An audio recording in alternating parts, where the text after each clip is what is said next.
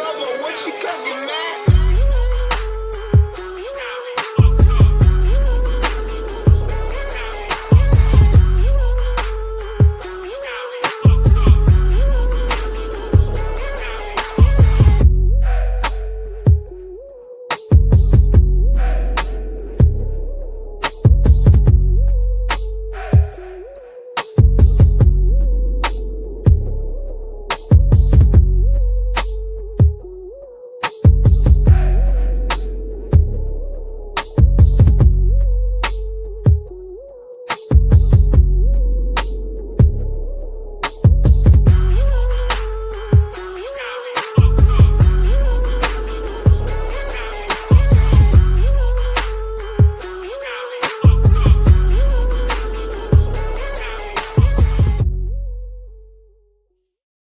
Good morning, everybody. Welcome to Iron Minds, day 11 of the Project 61 Day Step Challenge and Veterans Day. Happy Tuesday, everybody. What's up, fellas? How you doing? Happy Tuesday. Good morning, gentlemen. Fantastic. We got Nick on site in Raleigh, North Carolina. Beautiful view there out the window. Look at that in the hotel. Nice. Like a Lombard down in Austin, Texas in the cold. Nick, what are you doing in Raleigh? Well, I forgot to set my alarm this morning, by the way, and it went off. I mean, it didn't went off. I woke up at exactly 5:30, which was 15 minutes later than I was going to wake up. And I was like, well, I guess God wants me to run today. So, no, I had a speaking gig yesterday, speaking to a group of elite real estate professionals who have a kind of a quarterly training seminar. And so they brought me up yesterday to drop some knowledge. Nice. That's awesome, man. Very cool. Yeah, that is great to hear, dude. You know, I'll tell you, the industry concerns are very similar to the conversations we hear. You know, if you take out certain industry-specific words, they're always concerned about, you know, the market, the economy, the uncertainty, the next thing, the next crisis, the next thing we don't know. And so, even though it's a completely different animal, I was able to relate to a lot of what they go through in their business. Yeah, real estate's one of those telling indicators of the market in general. You know, what's happening with housing and all that movement. So I can understand that. As a real estate professional myself, licensed holder, that is, I hear a few of the same things as well. So glad you got to go speak with them. That's cool. Yeah, it's very awesome. You know, then I get to run on location, and when we're done here, I wrap up, head to the airport, and I'll have another gig in Tampa tomorrow. So big week. Nice. Nick's on tour, everybody. Nick is on tour. Michael Lombard, thank you for your service, my friend. Veterans Day. What does this mean to you as you're out there walking this morning? Well, dude, I'm going to kick in the door of my local Applebee's and demand to clear out the kitchen. No, I'm just kidding. I mean, it's November 11th, a really fascinating day because we're not the only ones in the world who do something. You know, it started out as Remembrance Day for the veterans of the First World War, and then it's in the U.S. We've wrapped it into basically all veterans. So it's a perfect day. It's a perfect time of year too, I think, for Veterans Day. What's specifically important is, especially what it means to me now, is like I made that Applebee's joke. But when it comes to Veterans Day, and I thought about posting a video about this today, but I don't really know how to word it. But I wrote a Substack last year about like mental health, the veteran community, and like I think I'm gonna like either repost or say something again today because a lot of what the mental health issues for military veterans is like for I believe that those mental health issues, like rest of societies, are directly linked to really they're purpose and community driven, as opposed to the the mental health issues. I don't believe that they're like massively correlated to being engaged in combat or war or from some of the stuff from overseas. I think it's coming back from it and not having purpose or community and identity afterwards.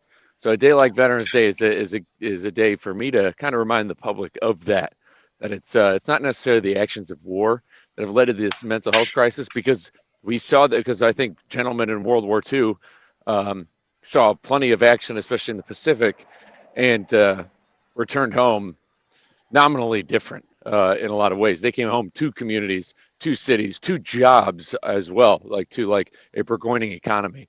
So, but yeah, no, glad to be here. It's that time of year where a lot of people do start to talk again. They start reaching out. Hey, man, happy Marine Corps birthday, happy Veterans Day. But just like starting anything, if you know, depending on what you take away from Veterans Day, what are you going to do the next day and the next day after that? 250 years for the Marine Corps. I thought that was pretty cool. 250th birthday this year for Marine Corps, for our country. Pretty wild. Very small in the grand scheme of things, but significant date nonetheless. That's for sure. Oh yeah, That is for absolutely, sure. dude. Marine Corps birthday, yeah, it's the second holiday. It is kind of funny having Marine Corps birthday the day before Veterans Day. It's almost like having a birthday on December, on Christmas Eve. Yeah, well, my daughter, December 26th, same thing. Yeah, Christmas, birthday. Yeah, exactly. In fact, my daughter's never had her birthday party on her birthday in 16 years. Really? Never had it. No, because it just doesn't work out for everybody, because a lot of people still have family gatherings or they're out of town or whatever. And she's not the kind of kid like wants, 15, 20 kids to come over. She wants 4 to come over. And even then, it's always been impossible to schedule a birthday party the day after Christmas. It just doesn't work. So this year she's having it on the 27th, so 2 days after. But yeah, it's just like that. It's just bam, bam, right back to back in that regard. I'm just saying, which is parents crazy. should consider that at the end of March. Maybe they take a few days off. Like, hey, you look man. good tonight, but 9 months from now, this kid's gonna have to celebrate a birthday right around Christmas. I think we can wait. We weren't thinking that, Nick. I don't know. I can't.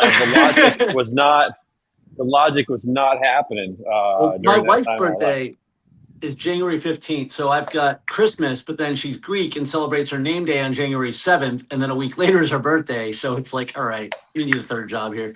Yeah, I hear you.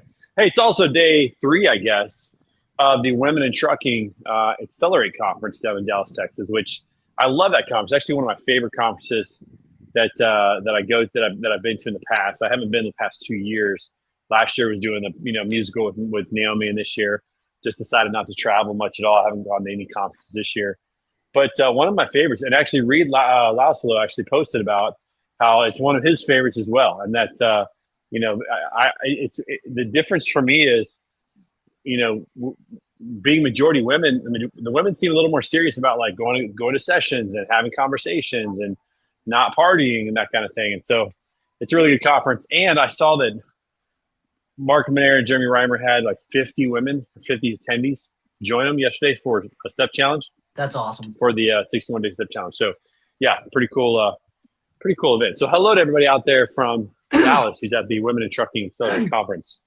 Such a great conference. It's a good one. I saw Mark's LinkedIn post yesterday, and yeah, it fired me up. And it's and to your point, Trey, you're right. Whenever I kind of have on LinkedIn, there's generalized support, but mainly like when I'm talking all things driver health and community, women seem very open to it, where men seem to love to make the excuses on certain things or try to, I don't know, disparage like me or my message or something. Like there's always some sort of catch. Like I feel as though it's criminal. It's criminal. Men sometimes can be a little bit more jaded, where women are kind of in direct support of kind of the Project 61 mission and overall message and getting people moving.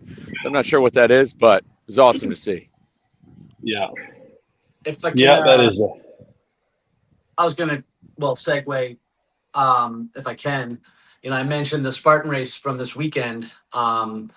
So it was in Orlando, Florida. It was a Spartan sprint, and it was a very special event because it was the first time they ever did a para world championship. And so, Spartan has different categories. They have elite and age group for competitive athletes, and then they have open for most everyone else, which I think is like 98% of the racers. But despite, what some of the videos look like, and it might seem intimidating and daunting, it's an extraordinarily inclusive sport. And there's a tremendous amount of adaptive athletes who actually take to the course. And there are certain groups. one that I'm like, I call myself a friend of the family. They used to be called More Hearts and Scars. They're now called Dealers of Hope. And so they actually take like adaptive athletes through the course. Sometimes this is pulling and pushing wheelchairs. They're bringing ropes and stuff so they can bring athletes up and over like the overhead obstacles. I mean, the athletes go through the entire course, but a lot of these groups are also there was a lot of military veterans out there, and there always are. And so when Mike was talking about community and stuff, you know, I think a lot of the people who find their way here find that in that Spartan community. But I will tell you, I had a good day on Saturday, but it was nothing compared to like my second lap when I had the opportunity to help one of those groups and actually help one of the guys over the net, and like just seeing, you know, here I am fired up about my own thing for like 2 seconds, and then I go out for another lap and I see a lot of adaptive athletes on the course. And if you need a lesson in mental toughness and inspiration, just see them. You know what? It's overcoming adversity through adversity. And there really is nothing more. You know, we want to talk about the people with excuses. Just watch these guys. You know, it always comes at the moment you need it most, right? When you're like feeling tired or feeling down about yourself. And all of a sudden you're like, man, that guy's awesome, and I need to get it together. Dude, we have some friends who, unfortunately, the wife is going through some cancer issues, some brain cancer issues. It's really sad. But they have a daughter who's 14, and she was born with without the bottom portion of her arm and hand. So her arm and hand's right here on one side. And man, they've never made excuses for her. They never let her make excuses. That girl has learned how to do everything that every other kid knows how to do and never complains, always a smile on her face. And man, when you see that, when you see somebody who is missing, you know, a pretty important part of the body and yet still just keeps going. She's participated in Special Olympics. She's a runner, but she also plays basketball. Like, you know, and she's good. Like she's not a problem at all to the team. She can dribble, pass, even shoot, just like all the other kids with only, you know, half an arm. It's absolutely incredible. It's so inspirational to see that. And yeah, when you think about like excuses you might make or you might feel bad, boy, that puts an end to it really quickly. Like when you're tired in like mile 6 or something, or even you're doing a long race and you're telling yourself, man, I don't want to walk the next 2 miles. And you look and there is a dude with no legs and he is actually like just army crawling, just upper torso, the exact just same wants course. It so bad. He's not on a special course. He's on the same exact course that you are. You're like, dude, shut up. Like, things take for granted are so amazing. Yeah. A lot to be said about that, man. That's for sure. That is for sure. All right, well, gentlemen, it's getting colder out there. Michael, go ahead, Michael. Go ahead. No, I was going to say there, you know, something kind of came full circle with what we talk a lot about on the show. I was at a wedding over the weekend, and, you know, at the reception, they did this, you know, it's very common. They do it, you know, they bring out all the married couples, and then after, you know, and then the couples that stay out on the dance floor, they stay out based off of who's married the longest. Like, hey, everybody with 5 years, you know, you could stay. You know, they eliminate to find the oldest married couple there, and then the DJ asks them like what the secret is. And there's a married couple out there who's in there. They've been married 65 years. They're in their 80s, and I didn't see the grandfather do it, but the woman was 84 years old, and who I believe was presumably her great granddaughter, like came running out. She must have been, you know, 5-ish years old, and 84-year-old woman bent down and picked this girl up, and kind of swung her a little bit and put her back down. And I immediately looked right at my wife. I went right to her. I said, "That's what it's all about, right there." That's like that moment right there. An 84-year-old woman, you know, married 65 years, which is crazy to think about. Meaning the day she got married, if somebody was born the day she got married, they're now collecting Social Security. And you think about that, and she is on a dance floor dancing, and then picking up her, you know, great granddaughter, picking her up, and not out of breath, not winded or anything, getting done. I said, when I think about goal, I'm like, that's the mission. That's the mission right there. That's exactly what I'm trying to push and what I'm trying to talk about. Not aesthetics, not not marathons, not XYZ. It's that, because who in the back of your mind, like, who's going to say, yeah, nah, screw that. Right. I don't want to do that. Like, Right. are you kidding? Love my Yeah. family. I don't want to be able. I would rather be out of breath and winded. Nobody's saying that. That's actually the goal that I think about more than anything is what's it going to be like my grandkids? Am I going to be able to get on the floor and crawl around and pick them up? 84, picking up a 5-year-old. 5-year-old is like not a small child. They're usually like, what, 30, 40 pounds? Yeah, To pick that up, that's pretty impressive. That's a noteworthy goal, especially as I get older. Like that's tremendous. That's awesome. That's really, really cool. So I Very, told very someone cool. last night that for me, Goggins likes to say that you need to get to a point when you don't need a race on the calendar. And screw him because I do. But a lot of the reason I race is because it keeps me focused on the activity, on the actual fitness activity, and gives me keeps me committed. And I do like working on self-improvement, but the goal isn't to be a faster racer. The goal is just to be healthy, happy, joyous, active, and free. And this is the mechanism of which I get there. Because tell you what, I'm broken already in a lot of places at 46. So I need to iron up this body over the next 40 years. So I'm not going to have any grandkids, but at least I can, defend myself from 5-year-olds when that happens. Bingo. Facts. Those are noteworthy goals, especially the older that we get. Like, playing basketball is going to be limited, but man, like picking up grandkids and playing with them, or play catch. Just things like that when the kids are younger. It's that's going to be a lot of fun. That's awesome. Nah, That's I don't know how limited it has to be, man. I mean, you're being active, doing the right things now. And again, on that course was my good friend Paula Chance. He's like 85 years old, does more of these than I do. And as a matter of fact, he wasn't even a participant. He was there to help other people this time. Nice. Not to be Michael, but to help. Michael, I'm curious, Michael. So you're at this wedding. Do you remember the advice that this oldest, couple or longest married couple gave about the secret to a successful marriage? I had to be funny. Was it something funny? Yeah, I mean, it was the husband who answered first, and I'm trying to think of his exact words because it was like short and simple, but basically, talking about how like if this person is your best friend, you got to treat them like it. It's a partnership.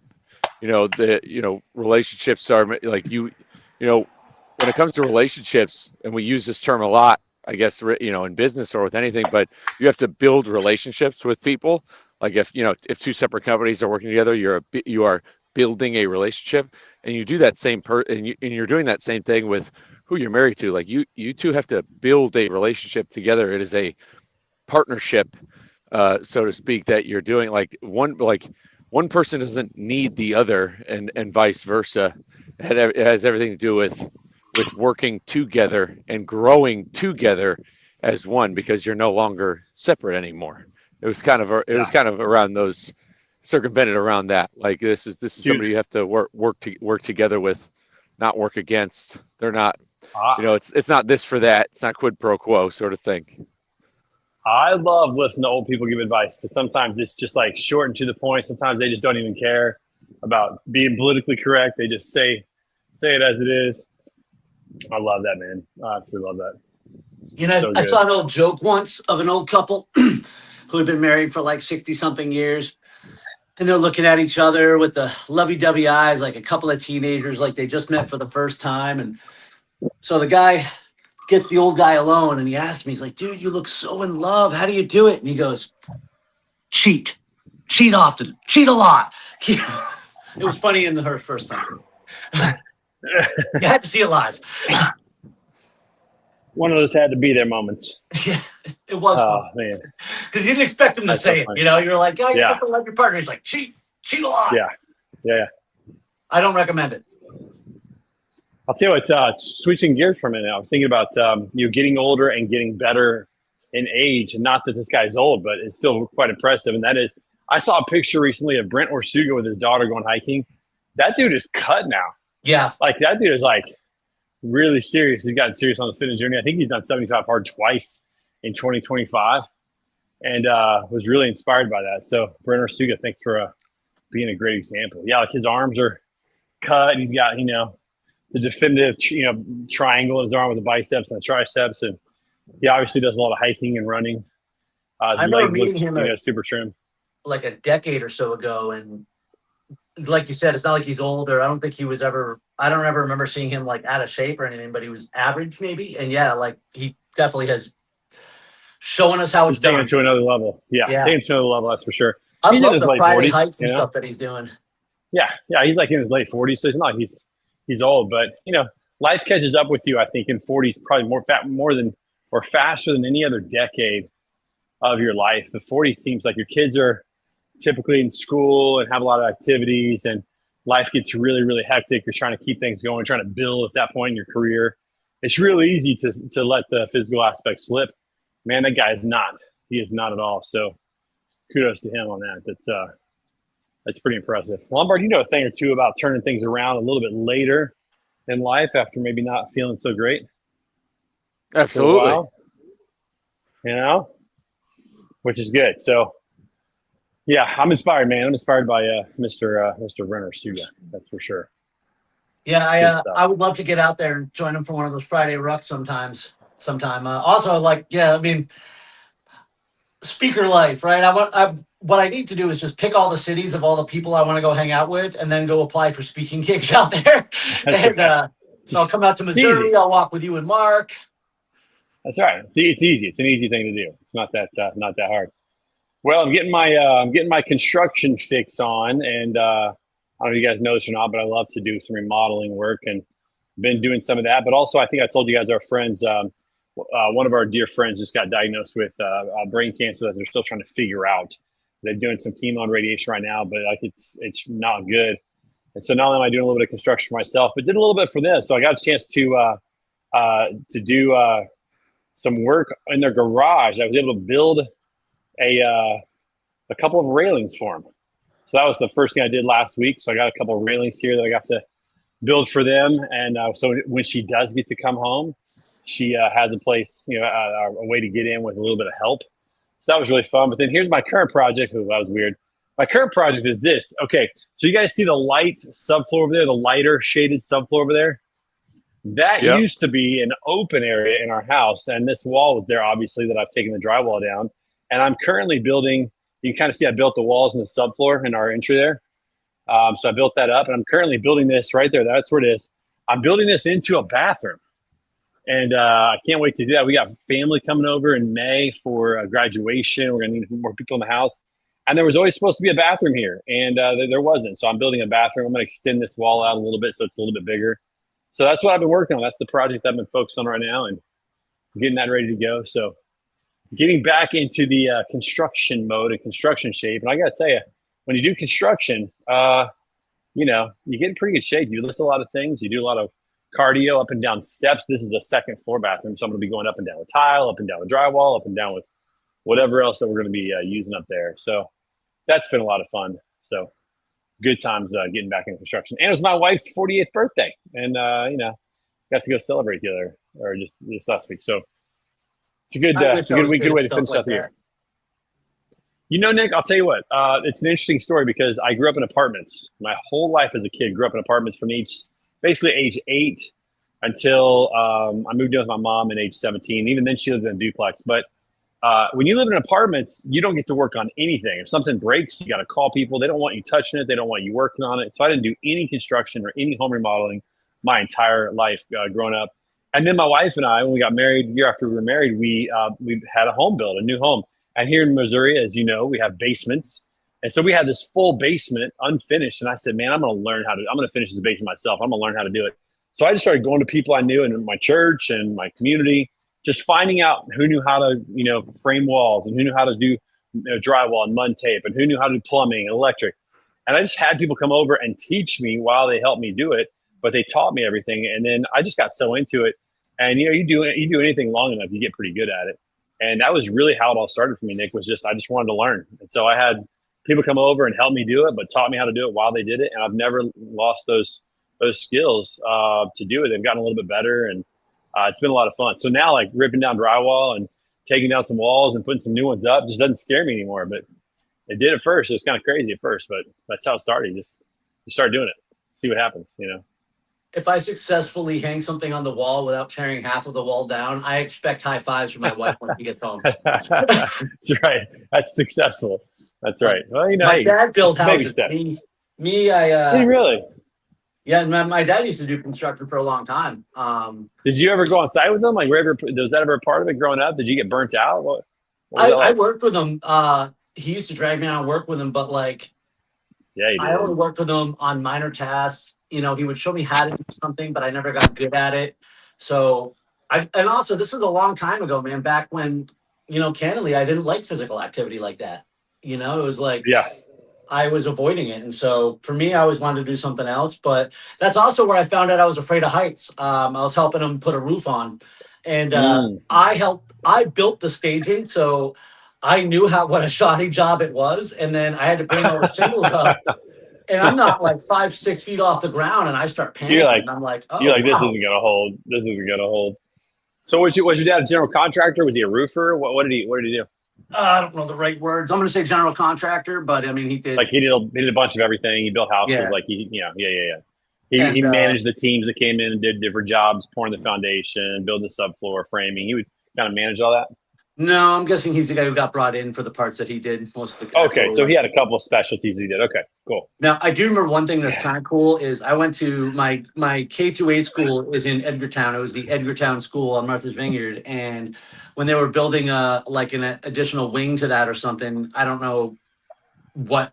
He was one of the guys who did it, and so I remember he brought me in, and I helped him like hammer a railing into a wall or something like that, and that's all still there. So that's kind of cool. I'm like, my dad helped build the school that I went to. That's still there, and I at least put one nail in the wall that didn't have to come out. Yeah, that is cool. I think for home builders, especially, it's got to be a cool thing to say, like I built that neighborhood or I helped build those houses, and yeah, I think that's a pretty cool thing. So that would have been a fun career for me doing that. I would have enjoyed the manual labor and doing that. That would have been a blast. My stepdad was a finish carpenter. I mean, he liked to trim work and things like that.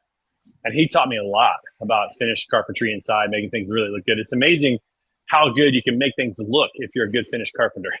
How many things you can cover over. So much if you know what patience you're for doing. that. Yeah, for sure. That is for sure. Michael Lombard, beautiful sunrise this morning in Austin there. Oh yeah, it's that time of year. I can't lie. Like this Yeah. November time frame. Yeah, when the clocks go back, the sunrises and sunsets are very good. Like I can't even lie. Dude, It's Mark and I were out. awesome. Yeah, Mark and I were out hiking earlier this week. I think we were hiking last week on Tuesday we were out hiking. And man, the sunrise was just glorious. A little clouds in the sky to make those little pink and orange hues in the sky. Oh, so amazing, dude. Got to get That is outside. the best part about getting up early is you get to see some of the just most majestic sunrises that normally you're either sleeping or getting ready for work, or you just don't think about it. You just expect the sun to rise. Yeah, and this cold front that we just got here in the Midwest, it's a good reminder that even though it's cold, you still got to bundle up and get outside, get the sunshine in your face, breathe that fresh air. Maybe go later in the day, take a lunch walk instead of maybe a morning walk if it's too cold where you are. But make sure you're still getting outside and breathing that fresh air and getting that sunlight on your skin. So important in the winter, man. It's so important in the winter, especially as the days get shorter. And days are going to get shorter until December 21st. So we got 6 more weeks until they start lengthening up again. So make sure you're getting out there in the sunshine, taking a lunch walk, start work early, finish work late, take some time in the middle of the day to get outside and enjoy the sunshine. That's important to do, man. So important. Thank you guys. This time of year is crucial to, what is there, 60 days left, 50 something days left, like get a 50 something day head start between now and January, between when you're quote unquote motivated. Build the system now. Like you can start building a system right now to get yourself locked in, whether it's food or movement. I suggest starting with movement because it comes at no cost. You can do it for free right now. You could start building that system. And that system could be writing down on your calendar a certain time of day, every day, 15 minutes, we're going to do this. 20 minutes, we're going to do this. Build that system. And we got 50 days until the end of the year. And think about this, only 2 or 3 of those days are going to be days where you might eat more than you should. Like only 2 or 3 of those days, maybe a holiday party, Christmas Day or Christmas Eve, Thanksgiving. It's only a couple of days out of the 50 in which, you're probably going to eat a little bit more than you should and be a little less mobile. The other 45, 46, 47 days, you can do something. So don't let that be an excuse that it's, the holidays, and so therefore the next 2 months are off. It's only a couple of days that are off, and the rest of them you can really build a foundation, like you said, and get a good head start heading into 2026. It's a good mindset to have, Michael Lombard. I love that reminder. That is a great reminder. Bingo. And one other part for that too is set a goal, commit to something. As a matter of fact, Mike, I'm calling it out right now. As soon as I get paid for the gig that I did yesterday, which should be by the end of the week, I'm signing up for Jacksonville, Ironman Jacksonville, doing that monthly plan there. So I would expect to see a screenshot that says registered by this time next week. And you know what? When is Ironman Jacksonville? When is that? May 16th, I think. May 16th, baby. And are you doing it, Lombard? Oh yeah. Yeah, nice. Join us. Oh man, It's an endeavor. That'd be a big goal. I've never done a sprint triathlon. You have to jump in. Neither have I until a month ago. Just jump into the deep end, baby. By the way, the commitment is happening right now. The registration will happen next week, but training will start tomorrow. Love it, dude. Love it. That's awesome. All right, fellas. Well, hey, happy Veterans Day out there to everybody. Have a wonderful rest of your week. As we talk about all the time, find your tribe, find your group. Get your people who are going to push you and make you better. It's iron sharpens iron, so one person sharpens another. We'll see you guys right back here next Tuesday. Peace out, everybody. Let's go. See ya.